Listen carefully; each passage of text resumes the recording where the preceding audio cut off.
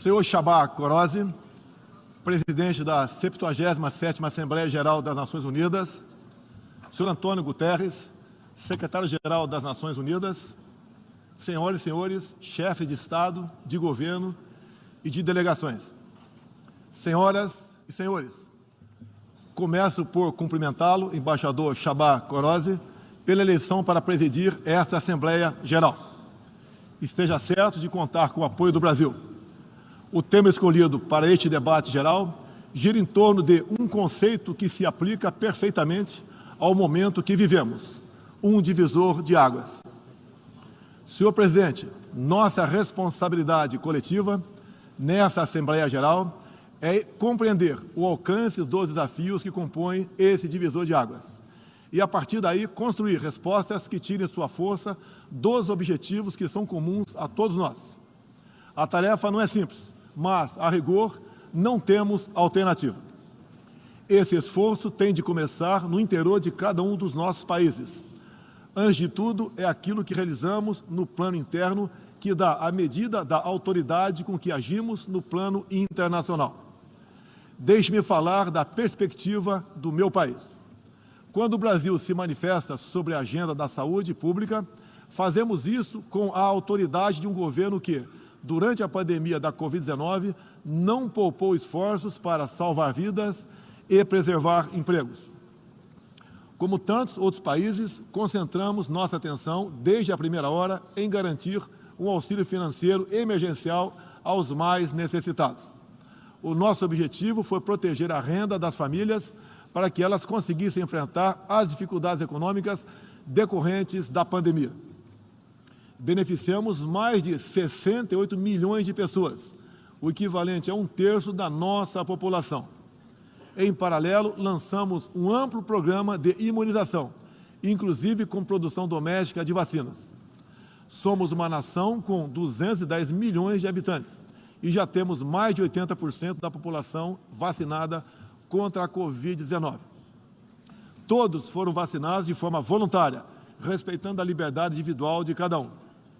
Da mesma forma, no terreno da economia, o Brasil traz a autoridade de um país que, em nome de um crescimento sustentável e inclusivo, vem implementando reformas para a atração de investimentos e melhorias das condições de vida de sua população. No meu governo, extirpamos a corrupção sistêmica que existia no país. Somente entre o período de 2003 e 2015, onde a esquerda presidiu o Brasil, o endividamento da Petrobras, por má gestão, loteamento político e em desvios, chegou à casa dos 170 bilhões de dólares. O responsável por isso foi condenado em 3 instâncias, por unanimidade.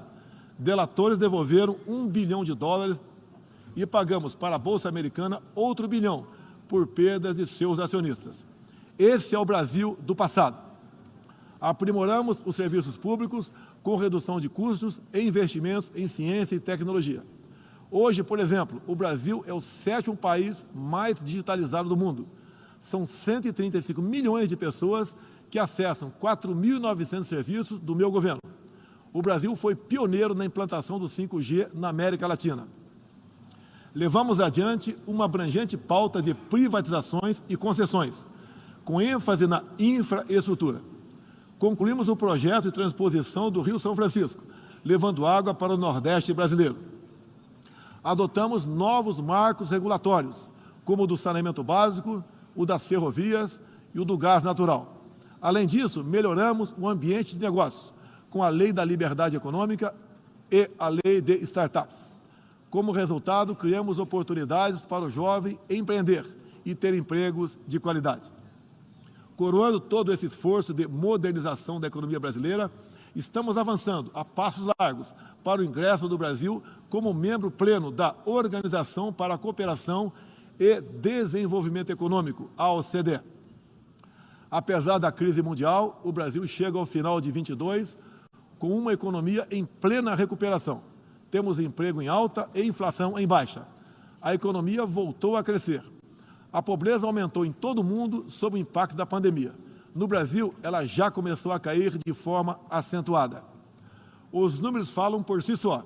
A estimativa é de que, no final de 2022, 4% das famílias brasileiras estejam vivendo abaixo da linha da pobreza extrema.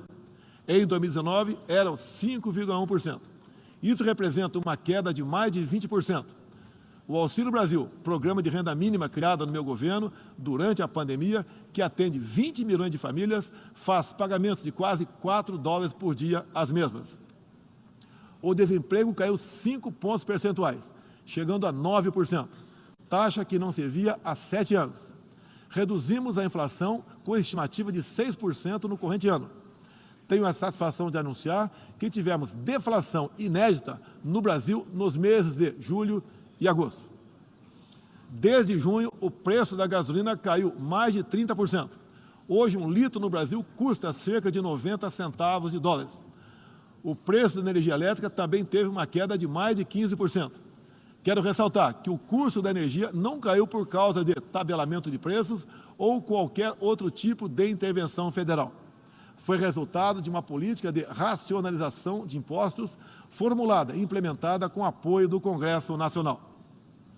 Em 2021, o Brasil foi o quarto maior destino de investimentos estrangeiro direto no mundo. Nosso comércio exterior alcançou a marca histórica de 39% do PIB, mesmo diminuindo ou zerando impostos de milhares de produtos.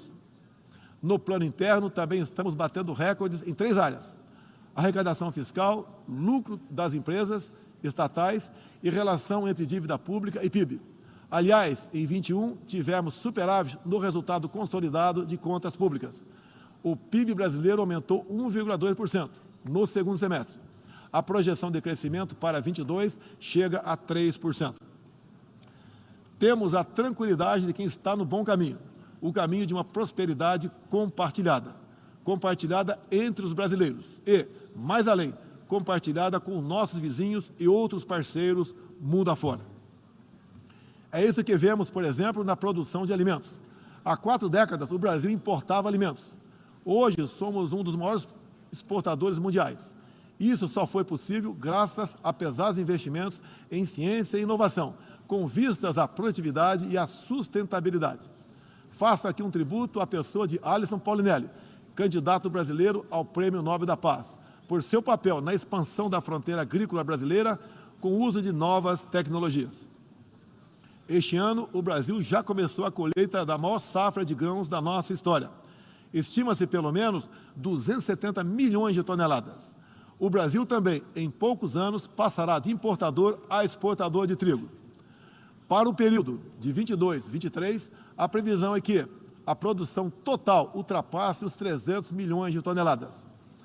Como afirmou a diretora-geral da Organização Mundial do Comércio, em recente visita que nos fez, se não fosse o agronegócio brasileiro, o planeta passaria fome, pois alimentamos mais de 1 bilhão de pessoas ao redor do mundo. O nosso agronegócio é orgulho nacional.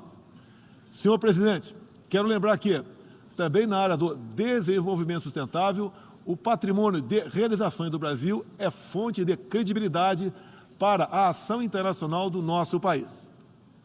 Em matéria de meio ambiente e desenvolvimento sustentável, o Brasil é parte da solução e referência para o mundo. 2/3 de todo o território brasileiro permanece com vegetação nativa, que se encontra exatamente como estava quando o Brasil foi descoberto em 1500. Na Amazônia brasileira, área equivalente à Europa Ocidental, mais de 80% da floresta continua intocada, ao contrário do que é divulgado pela grande mídia nacional e internacional. É fundamental que, ao cuidarmos do meio ambiente, não esqueçamos das pessoas. A região amazônica abriga mais de 20 milhões de habitantes, entre eles indígenas e ribeirinhos, cuja subsistência depende de algum aproveitamento econômico da floresta. Levamos internet a mais de 11 mil escolas rurais e a mais de 500 comunidades indígenas.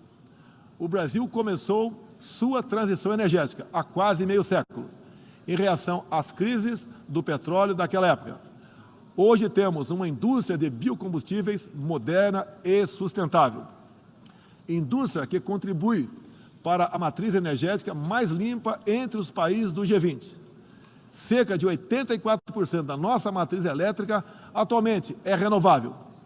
E esse é o objetivo que muitos países desenvolvidos espero alcançar somente depois de 2040 ou 2050.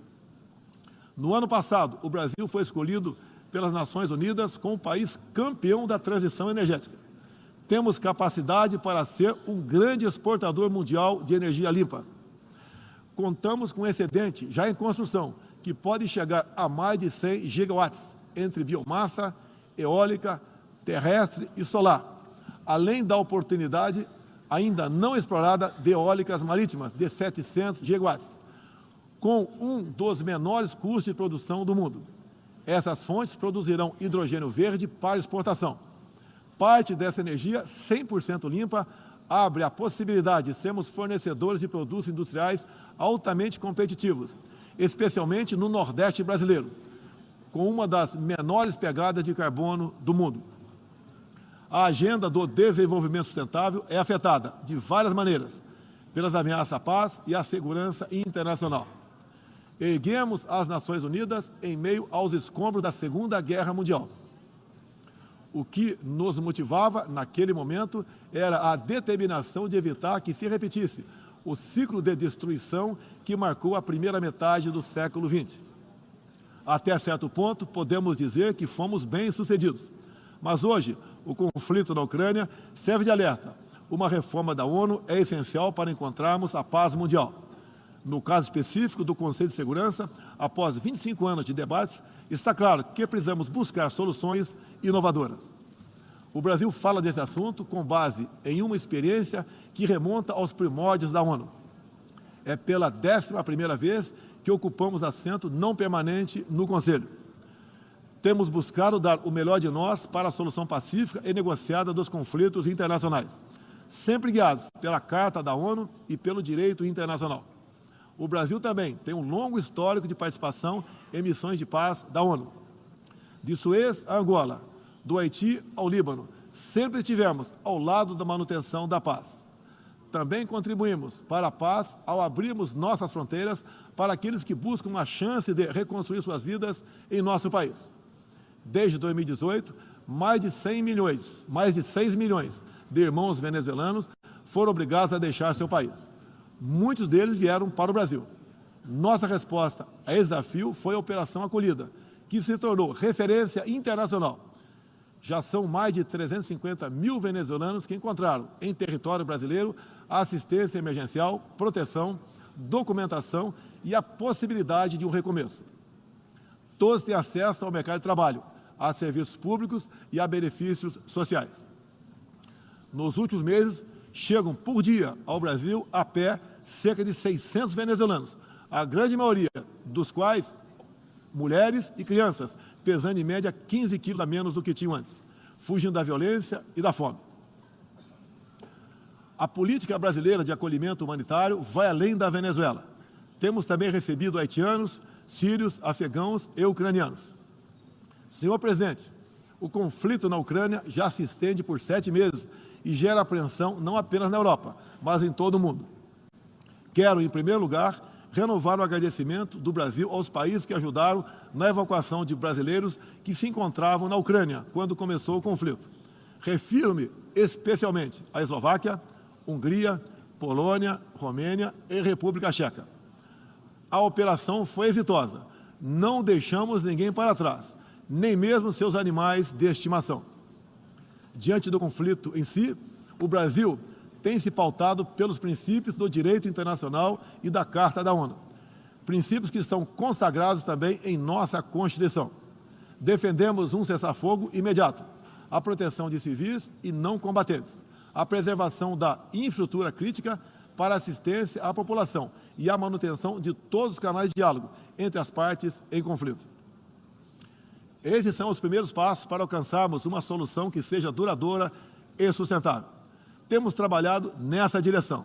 Nas Nações Unidas e em outros fóruns, temos tentado evitar o bloqueio dos canais de diálogo, causado pela polarização em torno do conflito. É nesse sentido que somos contra o isolamento diplomático e econômico. As consequências do conflito já se fazem sentir nos preços mundiais de alimentos, de combustíveis e de outros insumos.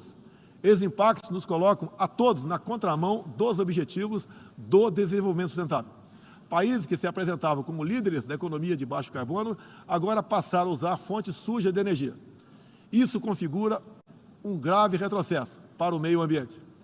Apoiamos todos os esforços para reduzir os impactos econômicos dessa crise, mas não acreditamos que o melhor caminho seja a adoção de sanções unilaterais e seletivas, contrárias ao direito internacional. Essas medidas têm prejudicado a retomada da economia e afetado os direitos humanos de populações vulneráveis, inclusive em países da própria Europa. A solução para o conflito da Ucrânia será alcançada somente pela negociação e pelo diálogo. Faço aqui um apelo às partes, bem como a toda a comunidade internacional. Não deixe escapar nenhuma oportunidade de pôr fim ao conflito e de garantir a paz. A estabilidade, a segurança e a prosperidade da humanidade correm sério risco se o conflito continuar. Senhor presidente, tenho sido um defensor incondicional da liberdade de expressão. Além disso, no meu governo, o Brasil tem trabalhado para trazer o direito à liberdade de religião para o centro da agenda internacional de direitos humanos. É essencial garantir que todos tenham o direito de professar e praticar livremente sua orientação religiosa, sem discriminação. Quero aqui anunciar que o Brasil abre suas portas para acolher os padres e freiras católicos que têm sofrido perseguição do regime ditatorial da Nicarágua. O Brasil repudia a perseguição religiosa em qualquer lugar do mundo. Outros valores fundamentais para a sociedade brasileira, com reflexo na pauta dos direitos humanos, são a defesa da família, do direito à vida desde a concepção, a legítima defesa e o repúdio à ideologia de gênero. Quero também destacar aqui a prioridade que temos atribuído à proteção das mulheres. Nosso esforço em sancionar mais de 70 normas legais sobre o tema desde o início do meu governo, em 2019, é prova cabal desse compromisso. Combatemos a violência contra as mulheres com todo rigor. Isso é parte da nossa prioridade mais ampla de garantir segurança pública a todos os brasileiros. Os resultados aparecem em nosso governo. A queda de 7,7% no número de feminicídios e diminuição do número geral de mortes por homicídio. Em 2017, eram 30 mortes por 100 mil habitantes. Agora são 19. A violência no campo também caiu ao mesmo tempo que aumentamos a regularização da propriedade da terra para os assentados. No meu governo, entregamos 400 mil títulos rurais, 80% deles para as mulheres. Trabalhamos no Brasil para que tenhamos mulheres fortes e independentes, para que possam chegar aonde elas quiserem. A primeira-dama, Michele Bolsonaro, trouxe novo significado ao trabalho de voluntariado desde 2019, com especial atenção aos portadores de deficiências e doenças raras. Senhor presidente, senhor secretário-geral, senhoras e senhores, chefe de Estado e de governo. Senhoras e senhores, neste 7 de setembro, o Brasil completou 200 anos de história como nação independente. Milhões de brasileiros foram às ruas, convocados pelo seu presidente, trajando as cores da nossa bandeira. Foi a maior demonstração cívica da história do nosso país.